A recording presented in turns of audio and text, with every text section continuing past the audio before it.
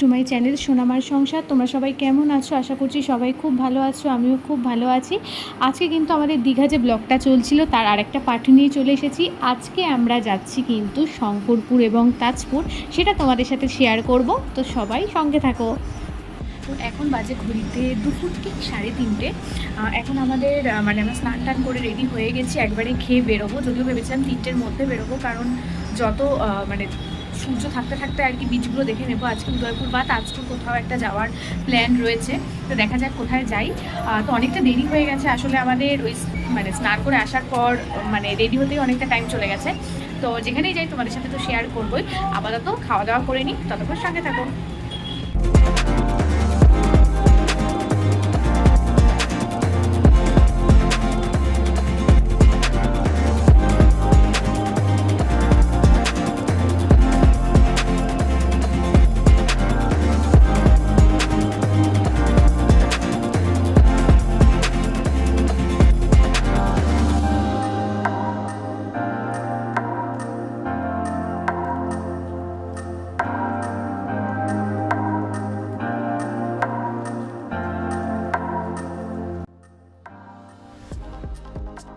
আগের ব্লগগুলোতেই তোমাদের শেয়ার করেছিলাম দীঘাতে আসা অবধি কিন্তু বেশ ভালোই ওয়েদার আমরা পেয়েছি, কারণ যেহেতু বৃষ্টি হচ্ছে ওয়েদারটা ভীষণ সুন্দর ছিল, একটু ঠান্ডা ঠান্ডা ওয়েদার ছিল, খুব আরামদায়ক ওয়েদার ছিল বলতে গেলে। তো এখন আমরা যাচ্ছি কিন্তু তাজপুরের দিকে। তো তাজপুরে যেতে তার আগেই কিন্তু এদিকে আমাদের শঙ্করপুর পড়বে। শঙ্করপুর এখন যে বিচটা সেটা ভীষণ সুন্দরভাবে সাজিয়েছে শুনেছি, কারণ আমি অনেক দিন পর দীঘা গেলাম, তাই নতুনভাবে শঙ্করপুর কীভাবে সাজানো হয়েছে সেটাও আমি জানি না। তবে শুনছিলাম তাজপুরেও কাজ চলছে, তো দেখা যাক সেটা আদৌ যাওয়া যাবে কি না আমি জানি না। যাওয়া গেলে তো অবশ্যই তোমাদের সাথে শেয়ার করব। এই রাস্তাটা দেখো ভীষণ সুন্দর, দুপাশে এরকম গাছ মতো, আর মাঝখান দিয়ে রাস্তাটা গেছে। আগে এই রাস্তাটা কিন্তু ভীষণ খারাপ ছিল এবং গাড়ি নিয়ে যেতে কিন্তু ভীষণ অসুবিধা হতো। এখন সমস্তটাই এত ভালো রাস্তা করে দিয়েছে, যার জন্য আমাদের যাতায়াতের ক্ষেত্রেও কোনো সমস্যা হয়নি। দেখতেই পাচ্ছ রাস্তাটা কত সুন্দর। যেহেতু বাইরে বৃষ্টি পড়ছে তাই জন্য আমি তোমাদের বাইরে দিয়ে দেখাতে পাচ্ছি না, এই গাড়ির ভেতর থেকেই তোমাদের দেখাতে হচ্ছে, কারণ যথেষ্ট ভালোই বৃষ্টি হচ্ছে, ফোনটাই ভিজে যেত। তো যদি বৃষ্টি কমে তো সেটা আবার আমি ভালোভাবে তোমাদের দেখিয়ে দেবো। আমরা এখন যে জায়গাটা আছি এখান থেকে কিন্তু তাজপুর 7 কিলোমিটার এবং শঙ্করপুর 1.70 কিলোমিটার, ধরেই নাও আমরা শঙ্করপুর প্রায় এসেই গেছি।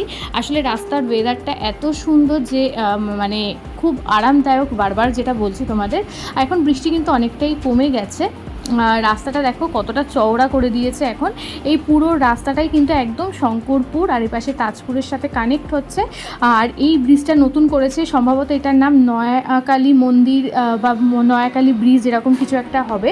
আমার ঠিক এই জায়গাটা লেখা ছিল আমার ঠিক এখন খেয়াল পড়ছে না, এরকমই কিছু একটা নাম হবে।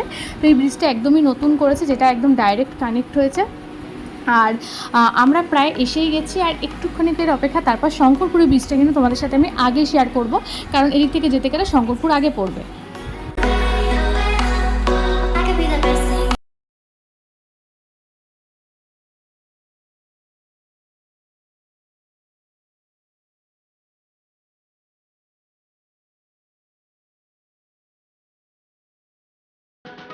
কিন্তু আমাদের একদমই ব্যাড লাক, দেখো একদম সামনে ওই যে পাথর দিয়ে যে বন্ধ রাস্তাটা, ওইটা হলো আসলে তাজপুরের রাস্তা। এটা বলতে গেলে মেরিন ড্রাইভ পুরো। এই ডান দিকে কিন্তু পুরো সি বিচটা, রাস্তাটা পুরো বন্ধ করে দিয়েছে, কারণ এখন যে তাজপুরে ওখানে অগভীর সমুদ্র বন্দর তৈরি হচ্ছে, যার জন্য ওখানে এখন নাকি যাওয়া যাচ্ছে না এই পাশ থেকে ডাইরেক্ট। যেতে হলে এখান থেকে কয়েক মাইল ঘুরে যেতে হবে। সে কারণে আমরা তাজপুরটাকে স্কিপ করে দিতে বাধ্য হয়েছি, কারণ আমাদের কাছে আর সময়ও ছিল না যে আমরা তাজপুর অবধি যাব। তো এইটা হলো শঙ্করপুরের বিচ, যেটা এখন নতুনভাবে তৈরি করেছে। দেখো ভীষণ সুন্দর করে কিন্তু সাজিয়েছে। যদিও যারা অফবিট দীঘাতে গিয়ে যারা একটু নিরিবিলি পছন্দ করো তারা কিন্তু এই ধরনের জায়গাগুলোতে থাকতেই পারো। শঙ্করপুর, তাজপুর, মন্দারমণি, এগুলো তো তোমাদের জানাই কথা, মোটামুটি যারা উইকেন্ড পেলেই জায়গাগুলো ছুটে যাও। তো এই জায়গাগুলো কিন্তু একদম নিরিবিলির জন্য একদম আদর্শ জায়গা। তো ভীষণ সুন্দর করে সাজিয়েছে। তো আমরা যেহেতু তাজপুর যেতে পারিনি, সেই একটা দুঃখ তো রয়েই গেছে। তো আমরা শঙ্করপুরেই তাই জন্য বিকেলটা কাটালাম। এই সময় যদিও বৃষ্টিটা বন্ধ হয়েছিল, কিন্তু বৃষ্টি যথারীতি আবার পড়তে আরম্ভ করেছে। আমার ফোনটা তো পুরো ভিজেই যাচ্ছে, তার মধ্যেও যেটুকু পেরেছি তোমাদের জন্য ভিডিও করেছি, যার জন্য কিছু কিছু জায়গা দেখবে অনেক সময় ব্লার হয়ে গেছে, কারণ ফোকাসে নিচ্ছিল না, যথেষ্ট বৃষ্টি হচ্ছিল। জানি না তোমরা কতটা বুঝতে পারছো। আর দেখো এই যে সমুদ্র, ওয়েদারটা তো ভীষণ সুন্দর। আর এখন বৃষ্টি ভালোই হচ্ছে, তার জন্য লোকজন কিন্তু সেরকম নেই।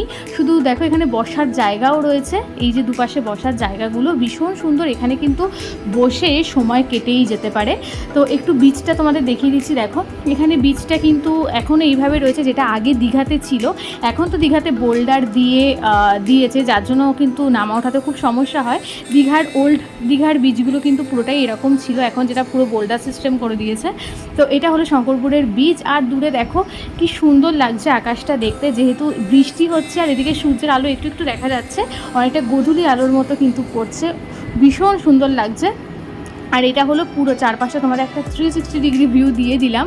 আর দেখো এখন সমুদ্রটাও জানোই এখানে একটু শান্ত টাইপের সমুদ্র, তো আর বৃষ্টিও পড়ছে, যার জন্য লোকজন একদমই নেই। তো ভীষণ সুন্দর এই জায়গাটা, তোমাদের সাথে একটু শেয়ার করে নিই জায়গাটা।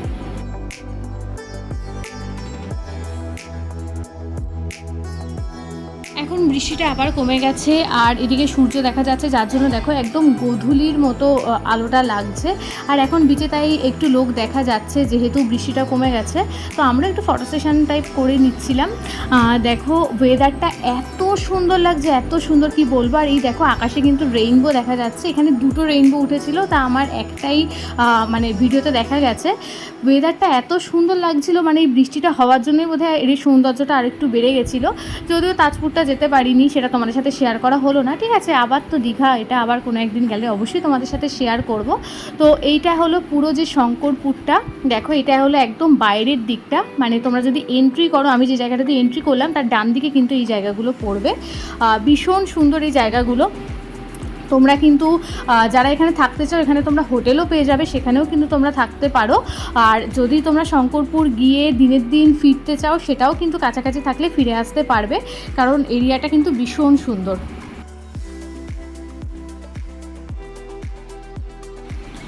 যাওয়ার সময় যেহেতু বৃষ্টি পড়ছিল, তাই ভাবলাম যখন ফিরবো তখন তোমাদের সাথে রাস্তাটা আমি একটু দেখাবো। তাই এখন বৃষ্টি কিন্তু একদমই কমে গেছে, তাই ভাবলাম এখন একটু তোমাদের সাথে রাস্তাটা দেখানো যাক। এই যাওয়ার সময় এই গাছগুলোর কথাই তোমাদের বলছিলাম। দেখো পুরো রাস্তাটাকে একদম ছায়া করে রেখেছে, যদিও এখন যেহেতু সকালবেলা নয়, তাই তোমরা ছায়াটা বুঝতে পারছো না। যাই হোক, রাস্তাটা কিন্তু খুব সুন্দর। তো এখন যে জায়গাটা আছি, দেখো এখানে থেকে উড়িষ্যা বর্ডার দেখা যাচ্ছে 13 কিলোমিটার। তার মানে দীঘার যে নিউ দীঘা বলো, সেইটা ওই 9-10 কিলোমিটার মতো হবে।